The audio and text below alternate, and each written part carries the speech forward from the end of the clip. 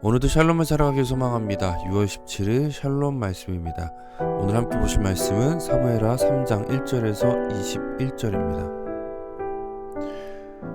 하나님 말씀 함께 보겠습니다. 사울의 집과 다윗의 집 사이에 전쟁이 오래매 다윗은 점점 강하여 가고 사울의 집은 점점 약하여 가니라.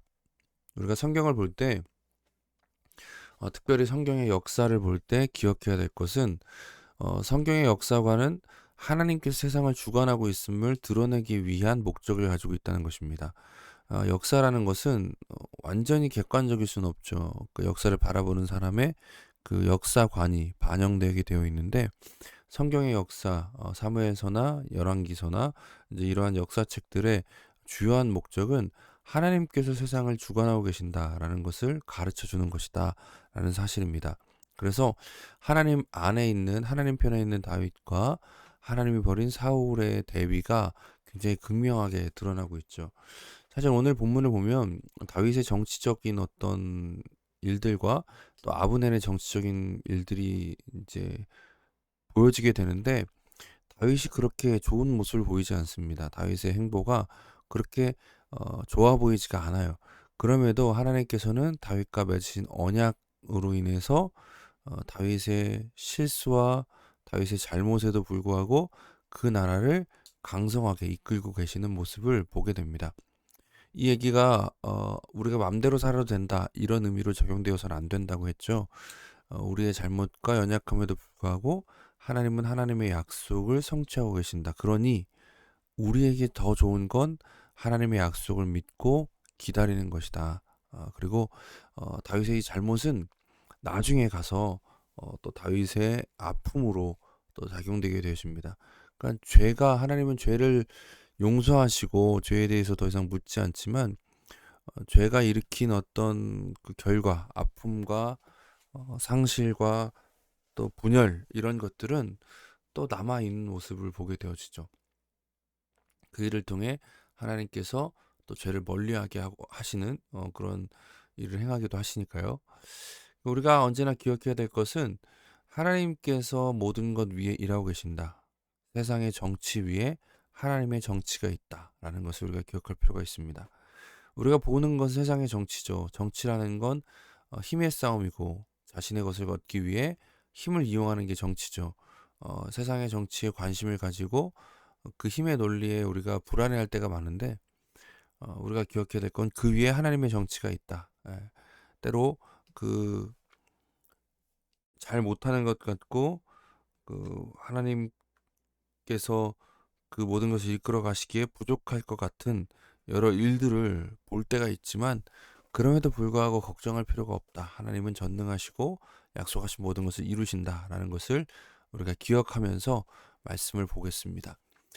다윗이 헤브론에서 아들들을 낳았다라고 하는데 맏아들은 암논이라 이스라엘 여인 아히노의 수생이요 둘째는 길르압이라 갈멜 사람 나발의 아내였던 아비가일의 소생이요 셋째는 압살롬이라 그슬 왕 달메의 딸 마아가의 아들이요 넷째는 아도니아 학기스의 아들이요 다섯째는 스바데 아비달의 아들이요 여섯째는 이드르암이라 다윗의 아내 에글라의 소생이니 이는 다윗이 헤브론에서 낳은 자들이었더라.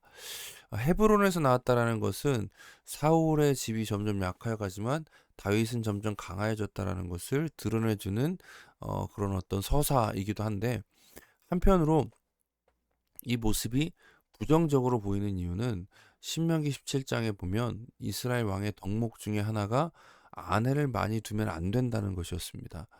고대 사회에 아내를 많이 둔 이유가 무엇이었을까요? 다윗이 여기 아내들이 이렇게 언급된 이유가 뭘까요? 다윗이 여자를 좋아했다는 얘기 그런 얘기가 아닙니다. 이 보면 그 고대 사회에서 주변국들과 동맹을 견고하게 맺을 수 있는 가장 그 좋은 방법 중에 하나가 뭐냐면 결혼하는 겁니다. 혼인 조약을 통해서 서로 이제 같은 편을 이루는 것이죠. 그러니까 다윗이 지금 이렇게 아내를 많이 두고 아들들을 낳았다라는 얘기는 무엇이냐면 자신의 힘과 계획으로 하나님께서 약속하신 그 나라를 세워보겠다라고 하는 다윗의 어떤 부정적인 모습이 강조되고 있는 겁니다. 다윗은 하나님을 믿었습니다. 그러나 하나님의 방법으로 행하려 하지 않고 자신의 판단과 생각으로 그것들을 이루려고 했다라는 것이죠. 어, 여기 본문에 보면 사무엘서에서 다윗이 긍정적인 행동을 할 때와 잘못된 행동을 할 때의 어떤 그 기준이 되어지는 어떤 행동이 무엇이었습니까? 기도가 나오냐 안 나오냐였어요. 하나님께 묻느냐 안 묻느냐였는데 이러한 모습들이 등장하지가 않습니다. 한편으로 또 이제 사울의 집의 일들을 보여주죠. 다윗의 흥함과 사울의 집의 쇠함을 보여주는데 사울의 집과 다윗의 집 사이에 전쟁이 있는 동안에 아브넬이 사울의 집에서 점점 권세를 잡으니라. 아브넬은 사울의 군대 장관이었고 아브넬이 사울의 아들 이스보셋을 왕으로 세웠습니다. 그러나 섭정을 통해서 아브넬이 더 힘을 자기의 나라를 만들려고 했었죠. 사울에게 첩이 있었으니 이름은 리스바요 아야의 딸이더라. 이스보셋이 아브넬에게 이르되 내가 어찌하여 내 아버지의 첩과 통간하였느냐. 아브넬이 이제 그 사울의 첩을 취함을 통해서 자신의 힘을 과시하고 있는 겁니다. 그러니까 그것을 이스보셋이 책망하죠. 그러니까 이스보셋이 어떻게 합니까? 오히려 이스보셋이 책망하니까 아브넬이 오히려 이스보셋을 꾸지릅니다. 아브넬이 이스보셋의 말을 매우 분하게 여겨 이르되 내가 유다의 계머리냐 내가 오늘 당신의 아버지 사울의 집과 그의 형제와 그의 친구에게 은혜를 베풀어 당신을 다윗의 손에 내주지 아니하였거늘 당신이 오늘 이 여인에 관한 허물을 내게 돌리는도다. 여호와께서 다윗에게 맹세하신 대로 내가 이루게 하지 아니하면 하나님이 아브넬에게 벌 위에 벌을 내리심이 마땅하니라. 그러니까 아브넬이 지금 이 일을 가지고 트집을 잡아가지고 나는 다윗에게 가겠다라고 선언하고 있는 겁니다. 그러니까 아브넬의 어떤 계략으로도 보이고요. 아브넬이 자기의 힘으로 그 사울의 나라를 차지하려고 했지만 안 되니까 지금 화를 내는 것처럼 보이기도 하고요.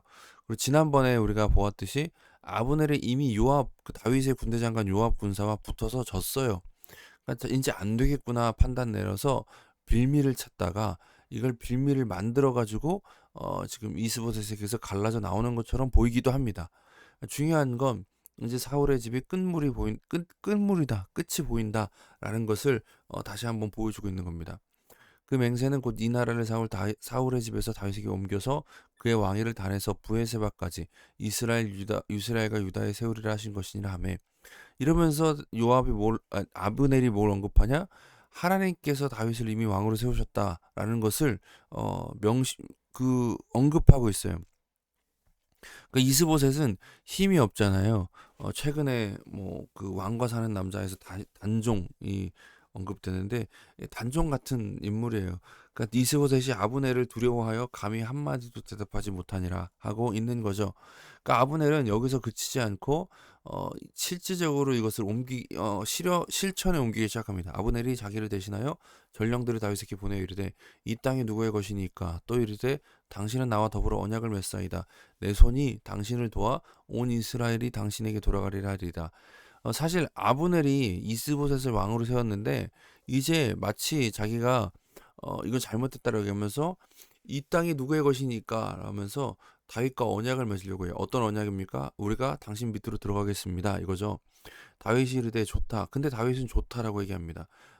부정적인 행동을 할 때 그 시그널이 무엇이었죠? 하나님께 묻지 않아요. 하나님께 묻고 판단을 내리는 게 아니라 다윗이 그냥 좋다라고 얘기합니다. 마치 여호수아가 그 기본 주민을 그 하나님께 묻지 않고 수용했다가 발목을 잡힌 것처럼 이런 일들을 하는 거죠. 내가 너와 언약을 맺거니와 내가 내게 한 가지 일을 요구하노니 나를 보러 올 때 우선 사울의 딸 미갈을 데리고 오라. 미갈을 왜 데리고 오라고 할까요? 미갈이 다윗의 아내였으면 분명하지만 갑자기 여기서 미갈을 찾는 이유는 미갈이 그리웠기 때문이 아니에요. 다윗이 사울의 아들 이스보셋의 전령을 보내매 이르되 내 처 미갈을 내게로 돌리라. 그는 내가 전에 블레 사람 포비 100개로 나와 정언한 자니라. 앞서 우리가 본문에서 1절, 2절에서 5절까지 보았듯이 다윗의 아내들과 다윗의 아들들이 나오잖아요. 그리고 그 맥락에서 미갈을 데리고 오라고 하잖아요. 그러니까 혼인 조약을 통해서 다시 한번 다윗이 이 사울의 왕국에 대한 명분을 지금 그 이스보셋에게 요구하고 있는 겁니다. 내가 원래 사울의 사위였고 지금 이스보셋이 아니어도 내가 사울의 집에 왕이 될 자격이 있다라는 것을 미갈을 통해서 주장하고 싶은 거예요. 그래서 미갈을 데리고 오라고 하는 거죠. 여기서도 뭘 보여요? 다윗이 자기의 힘으로 뭔가를 하려고 한다라는 것을 보게 되죠. 이스보셋이 사람을 보내 그의 남편 라이스의 아들 발디엘에게서 그를 빼앗아 오매 그의 남편이 그와 함께 오되 울며 바울임까지 따라왔더니 아브넬이 그에게 돌아가라 하며 돌아가니라. 어, 아브넬은 이제 그 다윗의 밑으로 들어가려고 하고 아브넬이 이미 마음이 돌아섰기 때문에 이스보셋은 아무런 힘이 없이 다윗의 요구를 들어주어서 어, 미갈을 내어주게 됩니다. 미갈은 이미 재혼을 해서 발디엘이라는 사람과 잘 살고 있었어요. 얼마나 잘 살고 있었는지 발디엘이 나중에 울면서 그를 따라옵니다. 제발 제 아내를 돌려주세요 하고 따라와요. 그러니까 이 내러티브에서 제일 불쌍한 사람은 발디엘이에요.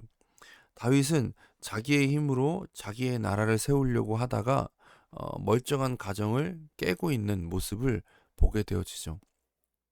원래 하나님께서 다윗에게 약속한 나라는 이런 나라가 아니잖아요. 오히려 갈라진 것들을 다시 붙게 하고 깨어진 것들을 화목하게 하는 것을 보게 되는데 다윗은 잘 살고 있는 가정을 정치적인 목적으로 깨어 놓습니다. 이제 이러한 부정적인 모습들이 보여지기 시작하는 거죠. 아브넬이 이스라엘 장로들에게 말하여 이르되 너희가 여러 번 다윗을 너희 임금으로 세우길 구하였으니 이제 그대로 하라. 이미 이스라엘 장로들도 다윗을 왕으로 인정하고 있는 상황이었습니다. 아브넬이 이걸 알았다는 거예요. 그 심지어 뭐라고 하냐면 여호와께서 이미 다윗에게 말씀하시기를 내가 내 종 다윗의 손으로 내 백성 이스라엘을 구원하여 블레셋 사람의 손과 모든 대적의 손에서 벗어나게 하리라 하였음이라 하고 하나님께서 다윗과 맺으시는 언약을 이미 아브넬도 알고 있었다는 겁니다. 근데 그 전에 자기가 사울의 왕국을 차지할 수 있다라고 생각했을 때는 이걸 모르는 척했어요. 근데 이제 다윗의 밑으로 들어가서 권력을 유지하려고 할 때는 하나님의 말씀을 이용하려고 하는 겁니다. 아브넬이 또 베냐민 사람의 귀에 말하고 귀에 말했다는 건 몰래 말했다는 거예요. 이스보셋 몰래 베냐민은 사울의 지파, 이스보셋이 속해 있는 지파죠. 이스보셋 몰래 베냐민 사람들을 설득하는 거예요. 아브넬이 이스라엘과 베냐민의 온 집에 선하게 여기는 모든 것을 다윗의 귀에 말하려고 헤브론으로 가니라. 아브넬이 부하 20명과 더불어 헤브론에 이르러 다윗에게 나아가니 다윗이 아브넬과 그와 함께한 사람들을 위하여 잔치를 배설하였더라. 아브넬이 다윗에게 말하되 내가 일어나 가서 온 이스라엘 무리를 내 주 왕의 앞에 모아 더불어 언약을 맺게 하고 마음에 원하시는 대로 모든 것을 다스리게 하리이다 하니 이에 다윗이 아브넬을 보매 그가 평안히 가니라. 이렇게 다윗과 아브넬이 언약을 맺는 것으로 오늘 본문이 마치게 됩니다. 말씀을 적용해 보겠습니다. 하나님을 믿는 믿음으로 살아가는 것이 중요합니다. 다윗은 아직 전쟁 중에 있었습니다. 전쟁 중이란 얘기는 아직 사울의 집이 무너지지 않았고 다윗의 왕국이 세워지는 과정 가운데 있었기 때문입니다. 근데 다윗에게 진짜 중요한 싸움은요, 사울의 집안과 하는 싸움이 아니었어요. 그 안에서 벌어지는 싸움이었습니다. 어떤 싸움입니까? 자기 자신의 힘을 의지할 것인가, 하나님의 계획을 믿고 따를 것인가, 이 싸움이 다윗 안에 있었고 이것이 중요했습니다. 그리고 동일한 이 싸움이 오늘 우리에게도 계속해서 이루어지고 있습니다. 언제나 더 나은 것이 무엇입니까? 하나님을 믿고 따르는 것이죠. 하나님을 따르기로 한 자의 특징이 무엇이냐면 하나님께 묻는 것입니다. 오늘도 우리에게 기도가 중요한 이유는 우리가 오늘도 기도하며 나아가고자 하는 이유는 이 싸움을 승리하기 위함입니다. 내 힘을 의지하는 것이 아니라 하나님의 계획을 믿고 따를 수 있는 자로 살아가기 위해서 우리는 오늘도 기도하는 것이죠. 또 한 가지 우리가 기억해야 될 게 있습니다. 하나님의 말씀을 아는 것만으로 충분한 것이 아니다라는 사실입니다. 아브넬은 다윗이 하나님께서 택하셔 세우신 왕이라는 것을 알았습니다. 그러나 그는 처음부터 다윗의 편에 서려 하지 않았죠. 아브넬이 이제 와서 하나님을 언급하는 이유는 정말로 하나님의 말씀을 믿고 그 뜻대로 이루어지기 원하기 때문이 아니라 자신의 욕심을 이루기 위함이었죠. 행함이 없는 믿음은 죽은 믿음과 같다고 했습니다. 하나님의 말씀을 자신을 위해 사용하려는 것은 잘못된 것이다 라는 사실을 기억하시고 하나님의 뜻 가운데서 하나님의 말씀을 따라 살아가는 것이 신앙이라는 것을 기억하고 오늘도 하나님의 뜻을 따라 살아가는 하나님의 말씀을 이용하는 것이 아니라 순종하는 우리가 되어주길 소망합니다. 함께 기도하겠습니다. 내 자신의 힘을 의지해 살았던 것을 회개합니다. 하나님을 바라보게 하시고 늘 기도로서 하나님께 묻는 우리가 되길 소망합니다. 우리 그렇게 기도하기 원하고요. 또 한 가지요. 하나님의 말씀을 이용하려 하는 우리의 모습을 회개하며 하나님의 말씀을 이용하려 하는 것이 아니라 순종하는 우리가 되게 없어서 함께 같이 기도하겠습니다.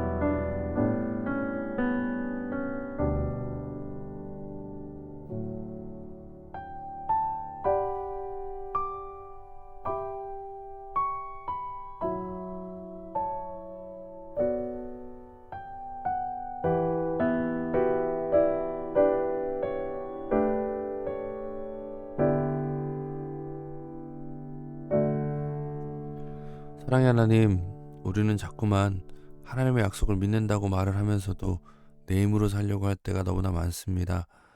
조급함으로 인해 하나님의 약속의 때를 기다리지 못하고 내 방법으로, 그것이 잘못되었다는 것을 알면서도 내 방법으로 일을 행하려 할 때가 너무나 많습니다. 하나님의 말씀을 순종하고 믿고 따르기보다는 하나님의 말씀을 이용하려 할 때가 더 많은 우리들입니다. 이런 우리를 불쌍히 여겨주시고 우리를 용서하시고 오직 다시 주님의 말씀으로 돌이키게 하셔서 하나님의 뜻대로 순종의 삶을 살아가는 저희들 되도록 붙들어 주시옵소서. 지금 당장 보이지 않아도, 지금 당장 해결되지 않아도 하나님께서 행하고 계심을, 하나님께서 쉬지 않으심을 믿으며 끝까지 기다릴 수 있는, 끝까지 주님의 뜻대로 살아가는 우리 모두가 되게 하옵소서. 온전히 오늘도 주의 말씀으로 승리하는 우리의 삶이 되길 소망합니다. 감사합니다. 예수님의 이름으로 기도드립니다. 아멘. 오늘도 주님께서 우리와 함께 하십니다. 말씀으로 샬롬을 살아가는 저 여러분 되게 하여 주시옵소서. 저 여러분 되기 원합니다. 감사합니다.